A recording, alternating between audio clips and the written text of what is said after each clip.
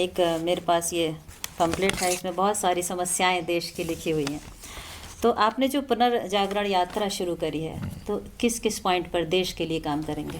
देखिए, ऐसे तो मैं पॉलिटिकल रिफॉर्म्स पर, इकोनॉमिक रिफॉर्म्स पर लिखने वाला आदमी हूँ। बहुत सारी पुस्तकें हमने लिखी हैं, लेकिन उसमें से चुन करके हम लोगों ने विचार बनाया कि 15 बातें अभी सिलेक्टेड लोगों के सामने रखनी चाहिए जो बहुत अर्जेंट हैं।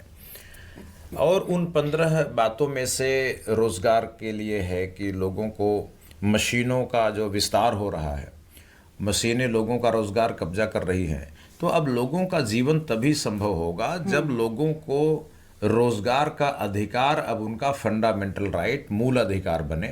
और भारत के आर्टिकल 21 का अपग्रेड किया जाए, उसमें कम से कम 21A जैसी कोई चीज़ जोड़ी जाए जिसमें व्यक्ति उस अधिकार के नाम पर उस रेफरेंस देते हुए कोर्ट में जाए और वो कह सके साहब मेरे पास रोज़गार नहीं है, तो अदालतें आदेश दे सकें कि भाई इस व्यक्ति को जीने का हक है।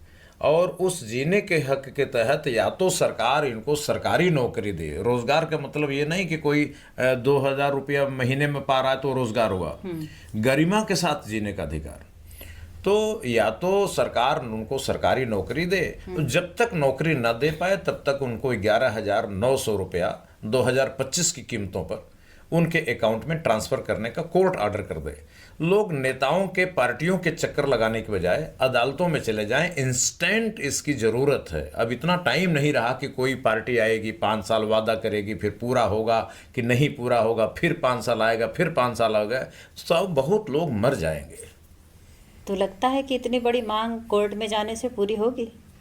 मेरे को लगता है कि लोकतंत्र है, अगर है अगर है और लोगों को रोजगार की जरूरत है, अगर लोग चाहेंगे और सरकार अगर लोगों की है, तो निश्चित रूप से वो अगर का सवाल नहीं, होगा ही होगा।